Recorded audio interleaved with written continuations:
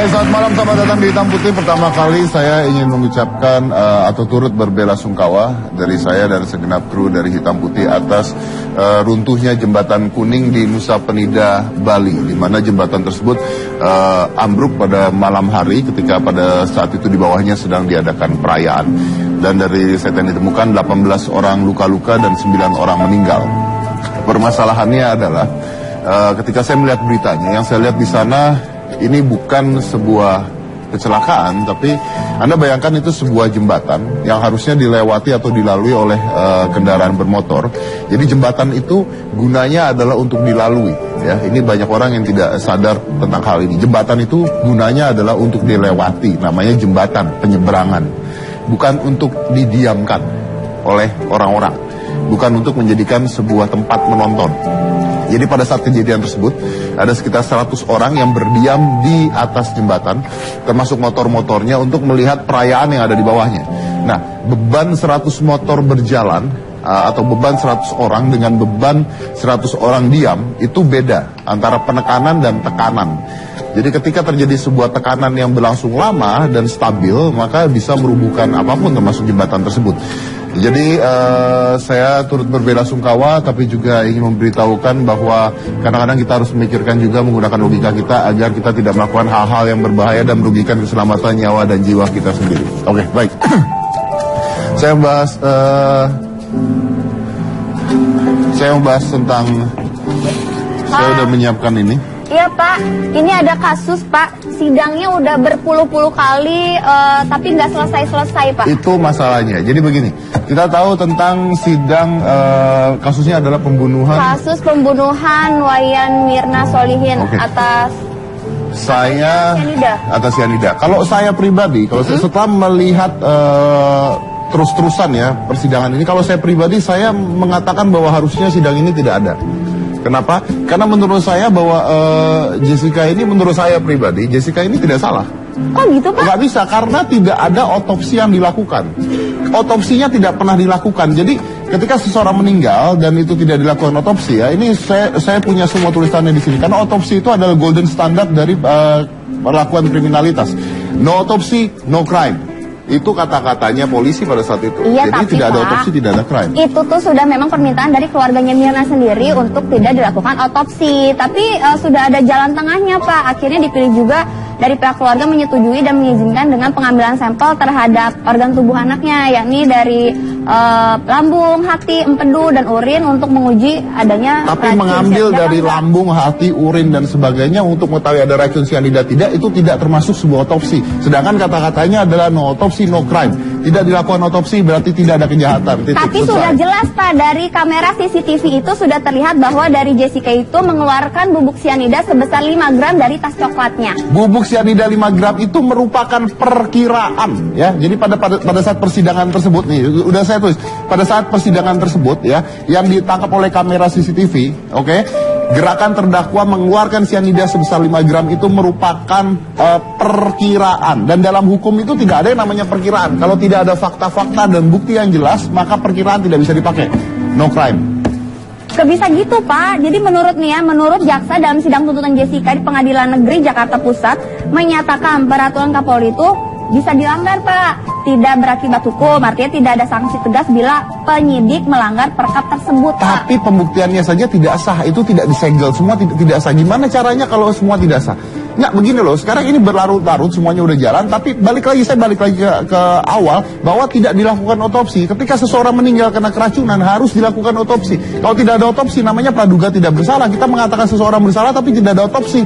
Gimana bisa dibilang itu salah? There is no crime, no autopsy, no crime, is a golden rule, no crime. Tapi Pak, Jessica itu sudah merencanakan pembunuhan berencana. Karena nih Pak, dari Cafe Olivier itu, Jessica memesan meja nomor 54. Berarti itu... Tapi fakta di persidangan mengatakan bahwa Jessica hanya memesan tempat non-smoking. Atau kalau nggak salah ya, memesan area non-smoking tanpa menyebutkan mejanya. Jadi mejanya bukan atas permintaan Jessica.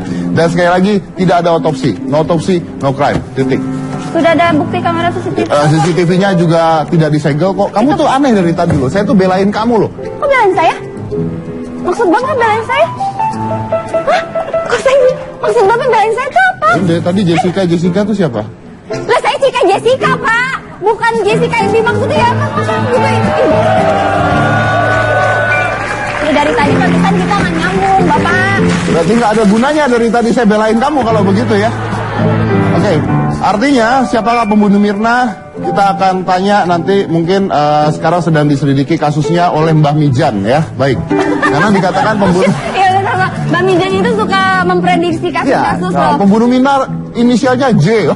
Saya juga tahu kalau gitu ngomongnya doang. Ya. Betul. Tapi nggak apa-apa udah. Jadi bukan kamu ya? Bukan saya Cika Jessica Pak. Oh, saya pikir saya dari tadi belain kamu, kok kamu marah-marah dibelain. Tapi makasih ya Bapak udah ada. Iya dong, makanya. Oke, ada satu kasus lagi, fenomena ini udah kita bahas berkali-kali, berulang-ulang. Ini adalah fenomena Dimas Kanjeng taat pribadi tentang pengganaan uang. Dan sudah banyak korban yang melapor, sampai detik ini tentang uang dan tentang penipuan. Silakan dibaca. Ini adalah daftar-daftar, kita bacakan sedikit daftar-daftar orang-orang yang tertipu ya karena percaya pada penggandaan uang tersebut. Coba siapa aja? Ini ada Supriyanto, Suprayitno. Oh sorry, bahasa Indonesia saya belum lancar Pak. Saya kan lama di Amerika ya. Suprayitno. Oh. Jauh banget. Namanya salah memang. Suprayitno yang melapor ke Polda, nilai penipuan itu sebesar 830 juta dan 1,5 miliar, Pak. 1,5 miliar. Iya, lalu ada 7 nelayan di pesisir desa Pengambengan, Negara, Kabupaten Jembrana tertipu penggandaan uang. Kabarnya total kerugian yang dialami para nelayan ini cukup besar. Terus ada juga... Berarti si nelayan itu nggak ngasih uang tapi ngasih ikan ya? Iya, yang uang, Pak. Masa mau gandain ikan, Pak? Digandain uang. Lucu loh kalau bisa gandain uang, nanti dijual dapat ikan, susah. Tapi nelayan sih yang ini. Ada banyak, Pak. Ini, Pak, ada 6 lah, Pak. Korban dari penipuannya. Terus ada juga yang di Sulawesi Selatan aja ada 5 orang. Banyak banget, Pak. Kasih satu yang paling besar. Ini, Pak. Keluarga Haji Pasi dengan kerugian 150 juta rupiah. Oke, 150 juta rupiah. Jadi udah banyak sekali kerugian-kerugiannya, orang-orang tertipunya juga sudah banyak sekali. Dan sampai detik ini saya masih nggak percaya kok bisa orang percaya. Oh, Pak Abdul Junaidi. Ya. Apa kabar? Baik, silakan. Saya sudah ada Pak Abdul Junaidi dan Bapak ini adalah salah satu orang yang dikejar-kejar pada saat itu ya. Betul. Tapi ternyata bisa lolos dari kejarannya. Alhamdulillah lolos. Alhamdulillah lolos. Tapi bukan baru tadi dikejar kan? Tidak. Kamu bohong kamu ya, kamu bikin saya takut. Soalnya, Pak, kan dia kalau dikejar kan pasti ketangkep. Lu masuk lolos ke sini, ngapain pula ke sini? Oke, Pak, duduk di sana. Kita akan bicara selain satu ini. Jadi jangan mana-mana, tetap di Hitam Putih.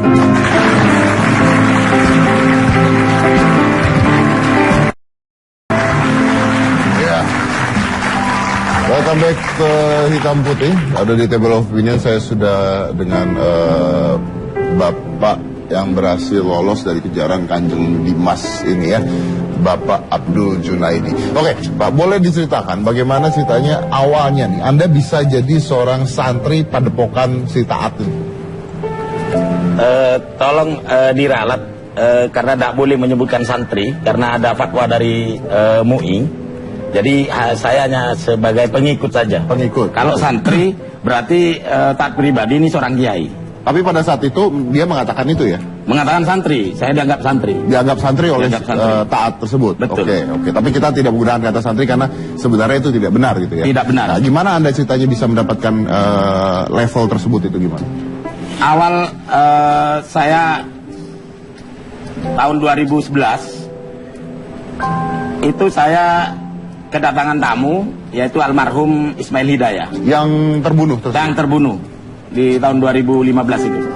Jadi saya terus terang Mas Dedi, saya 2010 pernah mencalonkan diri sebagai calon wakil bupati sampai lolos independen di Kabupaten Situbondo. Namun kalah dalam pertarungan. Oke. Ya. Setelah itu saya kedatangan tamu itu almarhum itu memang kenal saya sejak saya SMA dulu. Berarti teman lama ini? Teman lama, tidak pernah ketemu, sama-sama berkeluarga, punya anak. Mereka tahu saya kalah dalam pertarungan pilkada, mereka datang ke rumah. Mungkin akan berikan solusi. Nah, itu. Datang ke rumah, mereka bercerita, Bang, saya ini punya guru sakti yang bisa mengeluarkan uang dari badannya. Dari badan ya? Dari badan, bukan dari bajunya, bukan. Dari badannya. Dari badannya. Saya langsung seketika itu bertanya, apa iya segitu? Iya Bang, guru saya. Namanya siapa? Taat pribadi. Belum ada istilah Kanjeng Dimas, tidak ada. Taat pribadi. Nah. Sampai ingin tahu. Nah itu. Ya coba saya ingin tahu. Nah ini saya punya videonya. Nah, setelah itu ditunjukkan, didekatkan sini, setel kira-kira 1 menit, Mas Edi, itu dimatikan. Pada saat videonya itu memproses uang. Nah itu. Nah seketika itu saya ngeblank, ini 0 udah. Pikiran saya 0. Lalu si almarhum ngomong, masa sih bang, sampean habis pilkada nggak punya uang sama sekali? Ada, kayak gitu. Langsung saya ngomong ada, karena memang ada uang saya. Nah itu. Kalau memang abang punya uang, ayo ikut saya ke Padepokan, tak perkenalkan.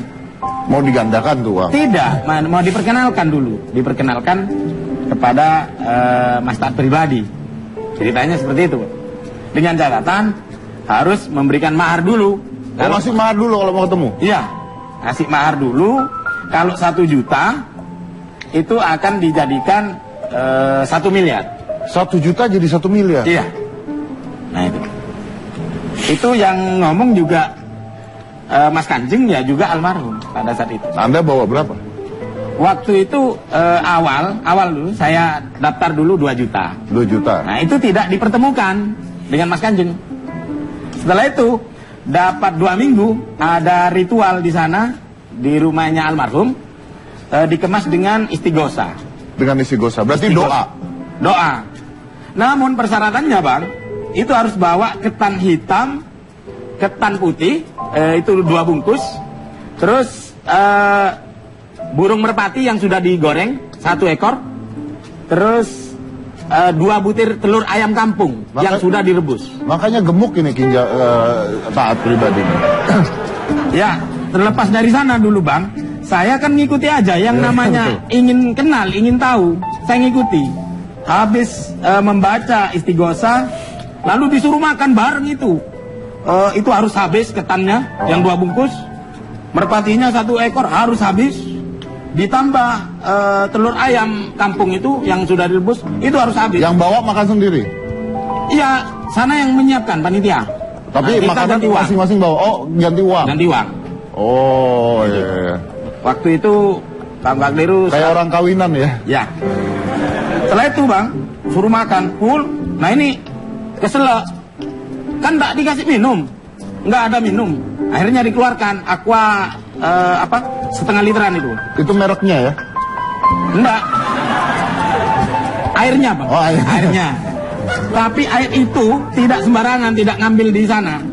Itu air katanya sudah habis doain. Didoakan? Iya, agar semua santri yang datang ini pikirannya suci, tidak berbuat maksiat, tidak minum minuman keras, tidak terlibat narkoba dan sebagainya, Boy.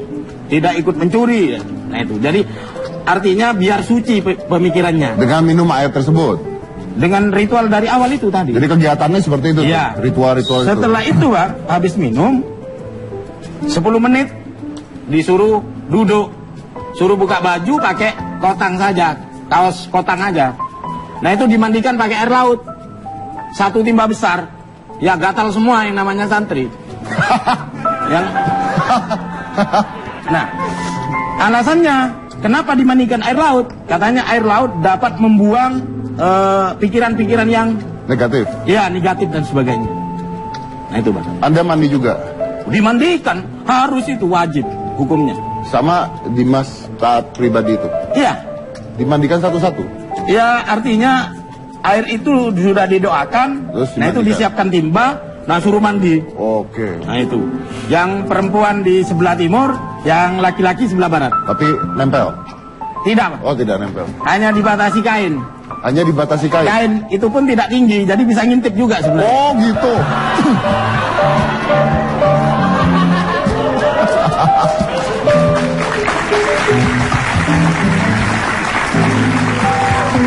Oke. Terus maaf, kenapa bisa ngintip lu pada tepuk tangan? setelah itu Bang, setelah berjalan 2 bulan, nah saya menjual mobil Bang. Anda jual mobil? Jual mobil, 1, ditambah ngambil tabungan di bank. Buat apa itu? Ya, Mas Taat ini ngomong, saya tahun 2015 di Situbondo itu ada pilkada. saya disuruh maju lagi untuk calon bupati. Mau diberi uang 20 miliar bonus. 20 miliar bonus? Bonus. Jadi yang kalau saya masukkan 200 juta akan diproses menjadi 200 miliar. Kamu pasti menang, kamu pasti jadi bupati. Ini janjinya. Nah, setelah itu, maaf kalau panas Pak. Setelah itu Bang, saya ngikuti terus ke Padepokan. Sampai di sana Bang, saya kayaknya nggak ingin pulang. Kalau sudah nyampe Padepokan, habis disemprot minyak yang namanya minyak gaib. Maaf, minyak gaib.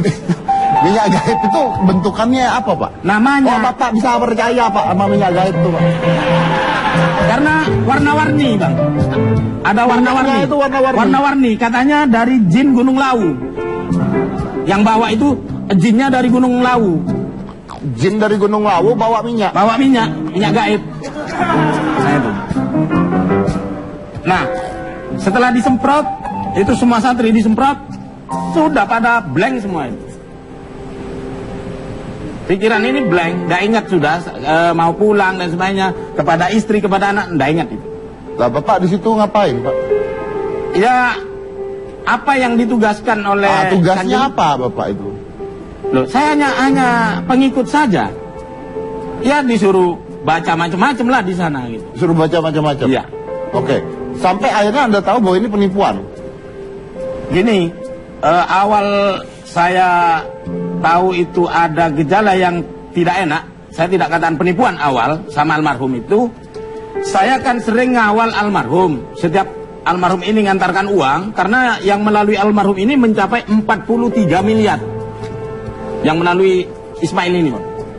Nah, pada saat memproses uang, itu mesti ditawari. Itu ambil itu, 1 lembar, ambil 100.000. Maksudnya suruh uji coba untuk beli-beli. Nah, saya enggak pernah mau itu. Setiap dikasih uang saya enggak mau. Kenapa? Ada yang saya incar yang bendelan itu di samping itu. Yang gede. Ya. Iya. Masuk akal Pak. Kira-kira 13 kali mereka proses, mereka lengah. Masuk mau ganti jubah ke dalam, saya ambil itu 1 gepok, 1 bendel itu Bang. Untung-untungan udah masukkan sini. Saya sembunyikan. Nah, biasanya ini Bang, menurut pemikiran saya, kalau mereka punya jin, mereka tahu saya mesti diganggu biasanya. Kan mesti ketahuan kalau saya mencuri. Dia enggak tahu jinnya. Mungkin lagi tidur dan sebagainya atau istirahat, saya enggak tahu. Nah, enggak, Bapak lupa. Bapak lupa. Kan jinnya jual minyak wangi, Pak.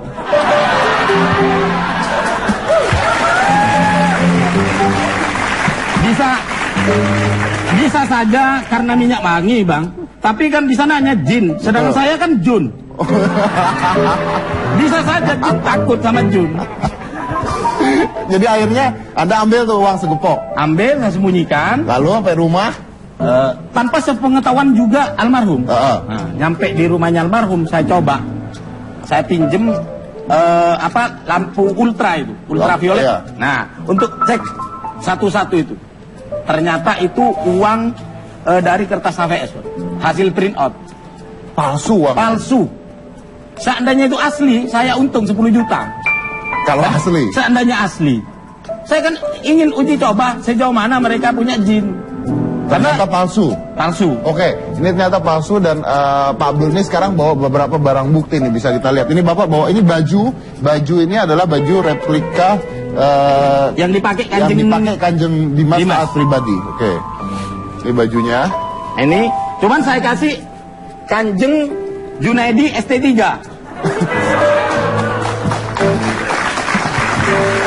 Ya. Ditanya ST3. Kantongnya mana, Pak? Oh, ini kantongnya nih. Loh, ini lubang kantong. Kantongnya ada di dalam, di belakang ini. Ntar dulu. Lo ngambilnya gimana, Pak? Nah ini kantongnya.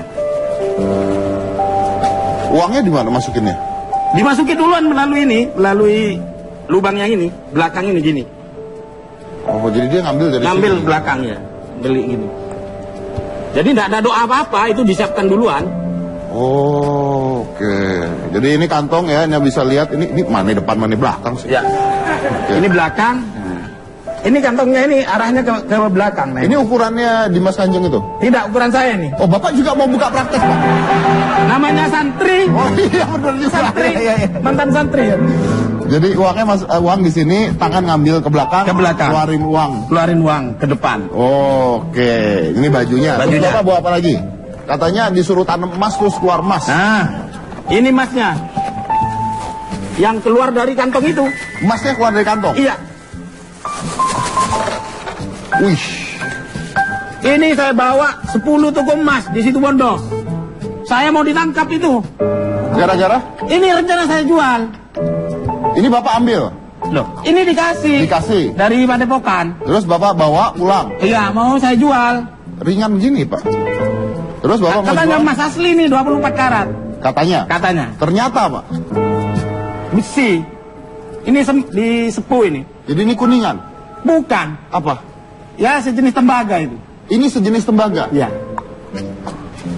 Bapak boleh telepon polisi dulu, Pak?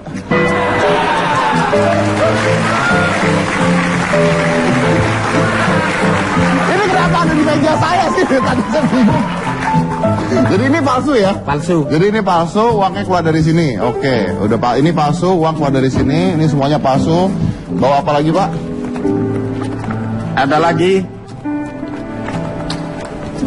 Ini foto saya masih dengan Mas Kanjeng, baru masuk.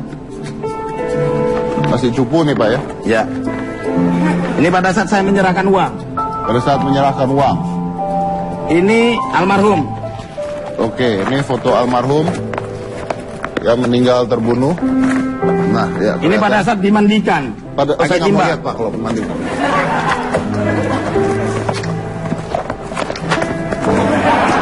Apa ini dia uang? Ada gambar uang. Mana gambar uang? Ini uang. 16 September 2010 di Padepokan. Wah, Nah ini. Ini gudang satunya. Ini gudang. Nah ini uang asli, Bang. Yang ini yang palsu. Ini kan dibungkus pakai kertas kayu ini. Ini palsu ini uangnya. Ini yang Anda ambil. Ambil coba satu. Satu benda. Oh, iya. Tukang bohong kecopet ya. Saya juga pakai kamera itu. Kamera pulpen. Pulpen kamera itu. Bawa itu. Bawa. Bawa. Untuk ngambil uang itu. Ya artinya untuk laporan nanti. Dan Bapak katanya sempat mau dibunuh juga. Nah, singkat cerita, Bang. Ismail Hidayah ini rencana mau lapor tanggal 7 Ke polisi. Februari ke Mabes Polri. Dengan saya, dengan teman-teman yang lain. Tanggal 2 keburu diculik. Siapa? Saudara Ismail ini. Tanggal 2 diculik. Tanggal 2 Februari diculik. Nah, saya datang lagi ke rumahnya tanya sama Bibi, sama Neng itu, sama istrinya almarhum. Nggak ada, Pak Jun. Suami saya ada yang culik. Coba saya cek ke Padepokan. Nah, dapat 3 hari saya ke Padepokan, Bang. Saya beranikan diri ke Padepokan, tanya maksudnya, apakah ada Pak Ismail di sini? Langsung saya diangkat ini, Bang. Baju ini tarik. Ada orangnya pakai rambut jepak, saya tidak perlu sebut namanya lah. Karena yang jelas itu ada anggota TNI juga. Oknum ya. Oknum. Terus ada yang desersi juga. Waktu itu kumpul. Nah saya diangkat ini, Bang. Dibilang apa itu? Kamu anak buahnya Ismail ya? Gitu. Loh, saya janjian sama Mas Ismail. Katanya saya mau nunggu di sini, mau ditunggu di sini. Tadi jalan duluan. Saya bohong lah ke sana itu. Apa jawabannya? Kamu kalau macam-macam ke sini, tanya-tanya Ismail lagi kamu. Kamu pulang tinggal nama kamu. Ngomong gitu. Akhirnya karena saya sendiri, saya minta maaf. Saya pulang. Saya laporkan ke istrinya bahwa tidak ada di Padepokan. Jadi selang berapa bulan tetap tidak tahu bahwa dia dibunuh. Pokoknya tidak tahu Ismail Iya, di mana ya. Tetap Oke. perasaan saya dengan semua teman-teman, Ismail hanya diculik. Hanya diculik. Iya. Oke, saya potong dulu di situ, nah, karena beliau ini juga dikejar juga. Ya, kenapa? Pak, sudah ada tamu yang menunggu. Beliau ini adalah Kepala Desa Gading Wetan, Bapak Supriyono, Pak. Sudah ditunggu di ruang tamu? Ada orangnya di sana? Ada, Pak. Oh, ada orangnya di sana. Wah, Oke. ini bisa buat saya. Palsu. Heran kamu beginian lu doyan banget sih. Bapak silakan. Itu Bapak dikantongin. Baik, udah ikut masuk. Silakan Pak. Oke, kita akan lanjut lagi setelah yang satu ini. Jadi jangan mana-mana, tetap di Hitam Putih.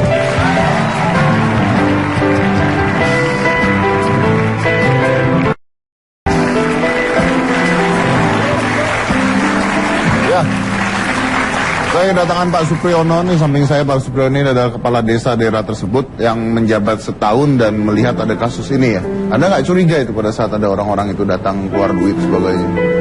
Kalau pertama Pak, memang saya tidak curiga masalah kedatangan itu. Karena santri-santri tersebut, karena di sana itu kan istilah untuk pengajian, istighosah kedatangannya. Untuk Anda tahunya ini untuk pengajian? Pengajian. Oke, pernah mendatangi tempat tersebut? Pernah sering, karena di sana itu wilayah saya, tapi saya tidak masuk ke dalamnya Bapak. Oh, Anda tidak masuk ke dalam? Iya. Lalu apa yang membuat Anda curiga? Karena menurut saya itu curiga itu, karena ada penangkapan itu Pak, tempoh hari itu juga tahu dari TV. Karena ada di sana itu penangkapan? ada pengadaan apa itu. Jadi sebelumnya sama sekali nggak curiga terhadap hal itu? Tidak curiga. Oke. Nah, akhirnya gimana kronologisnya sampai padepokan ini bisa diperiksa polisi? Kronologisnya itu Pak ya, karena itu ada pembunuhan. Waktu itu ada pembunuhan, Pak, terus para santri biasanya itu datang pergi itu Pak ya, akhirnya kan menginap di sana Pak, buat tenda-tenda itu. Itu baru timbul kecurigaan Pak. Karena adanya pembunuhan tersebut? Ada pembunuhan tersebut. Oke, nah balik lagi nih Pak Abdul, Anda akhirnya sempat dikejar-kejar katanya? Loh, itu saya yang ketiga kalinya, Pak.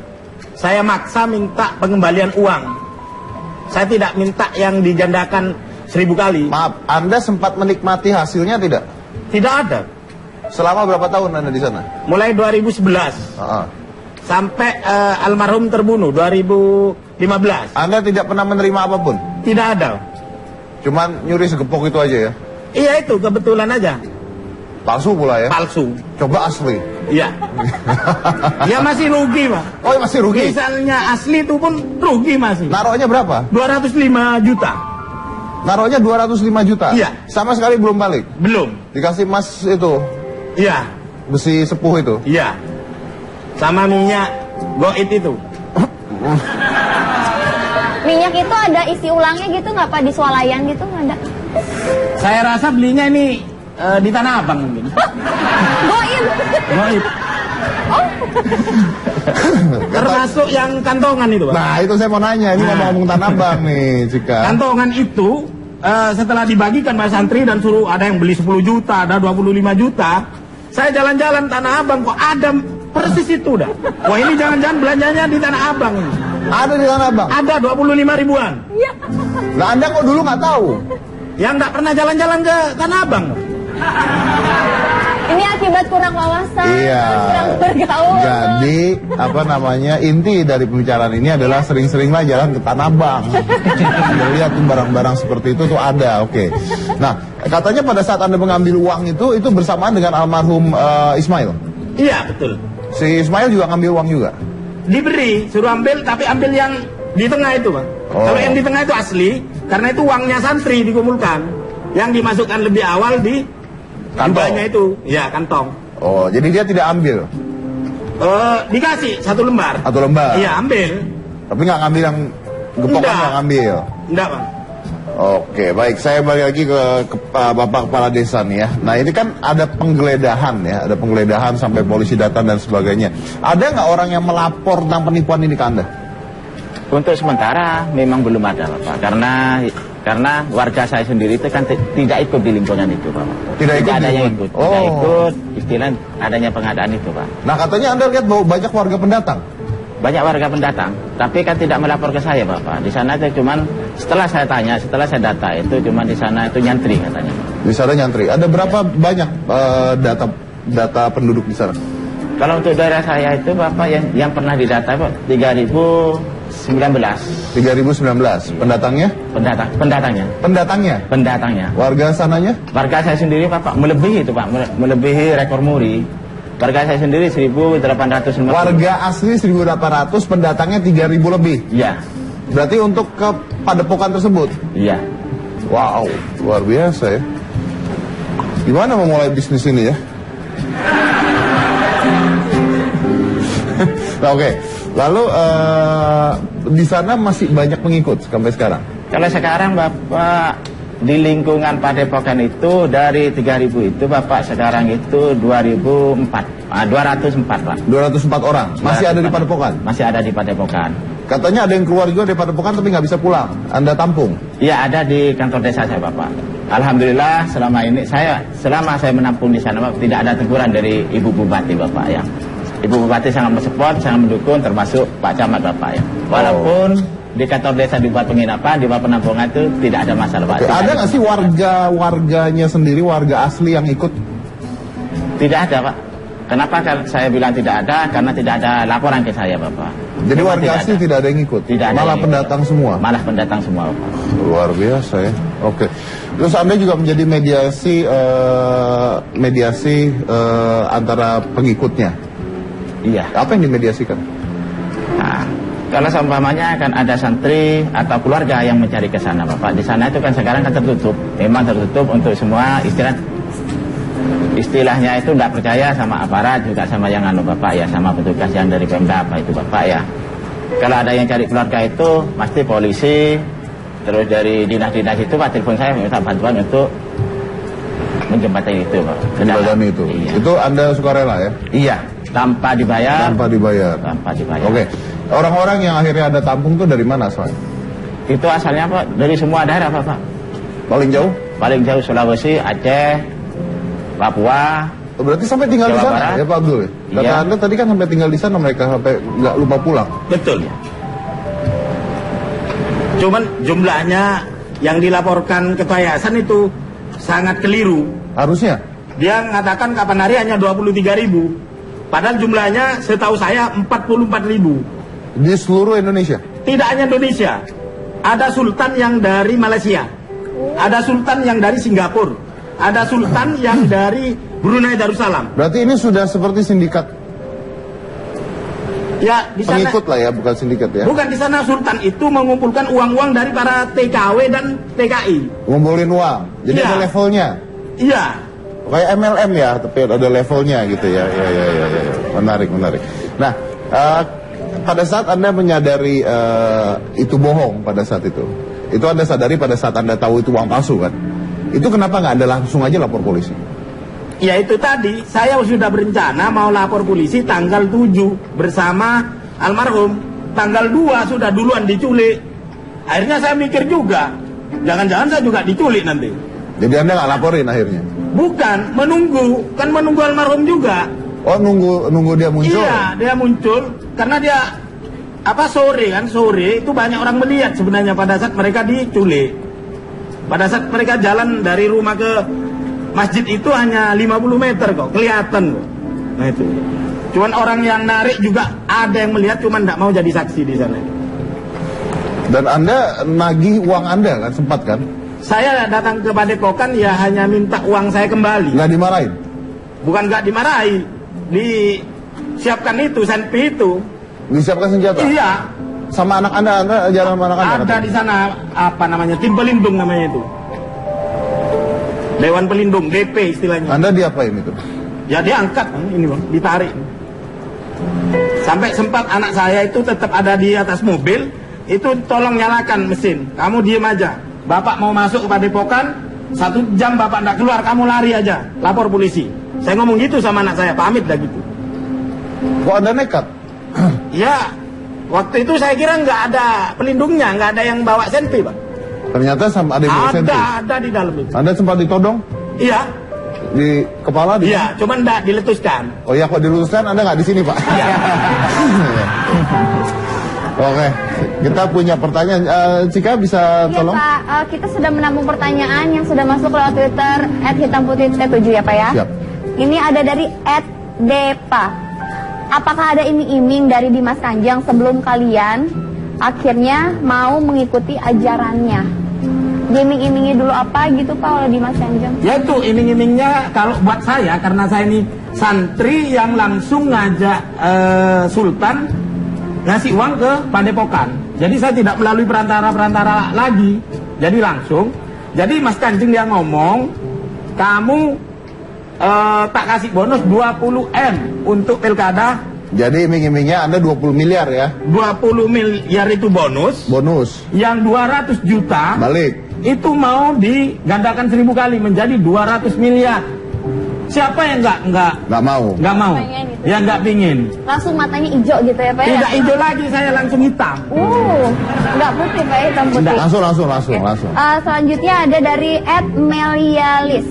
Bagaimana cara Kanjeng Dimas merekrut korban yang berada di luar negeri? Apa mereka nggak punya logika? Saya kira ini jaringannya ya Pak ya.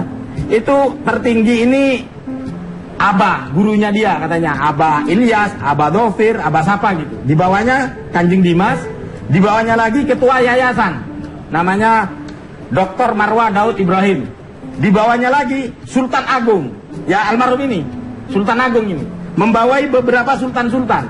Jadi Dr. Marwah Daud itu sebagai ketua yayasan. Ketua yayasan. Iya. Yang sampai sekarang masih percaya? Masih percaya. Bahkan meyakinkan kepada pengikutnya.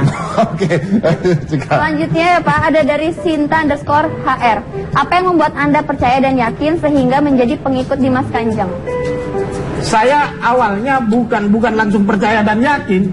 Ya karena itu tadi, karena terhipnotis itu gambar video yang memproses uang. Lagi dalam keadaan stres, putus asa, melihat sebuah harapan. Nah, intinya seperti itu. Terakhir Pak, Ya. Anda ini pada umur berapa sih? Kok polos banget kena tipu? Angga, kamu tuh kalau nanya tuh pilih yang baik. Ntar kamu dibenci sama orang kalau nanya gitu. Ini pertanyaan Tanya umur. lewat Twitter, Iya, Pak. kamu nanya nggak? Pertanyaannya yang disaring itu. Siapa nanya itu? Ini dari akun @corbusier Pak.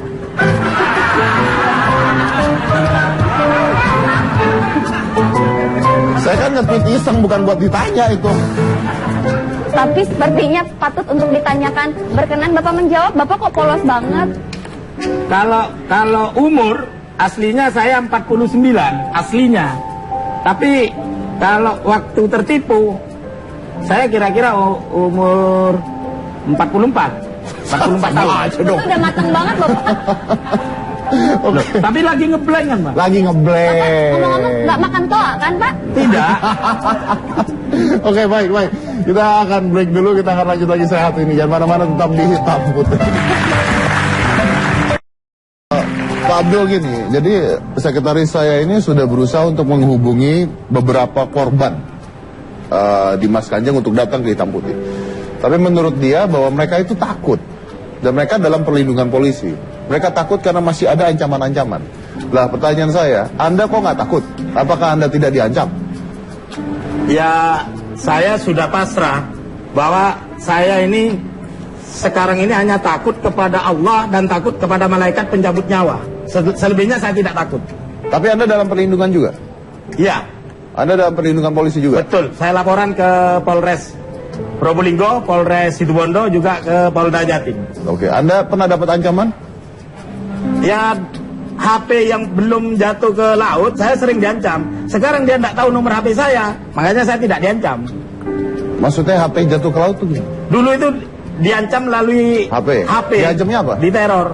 Ya itu, pokoknya kamu kalau keluar dari rumah sendirian mati. Kalau macam-macam tetap ingat sama uang, kamu pulang tinggal nama. Ini ancamannya. Nah, Anda nggak takut nih ada di TV dan sebagainya nanti Anda diancam lagi? Saya kira dia, yang ngancam sudah ditahan semua kok. Orang-orang itu sudah ditahan? Iya. Oke, udah ditahan semua ya? Ditahan semua. Oke, baik.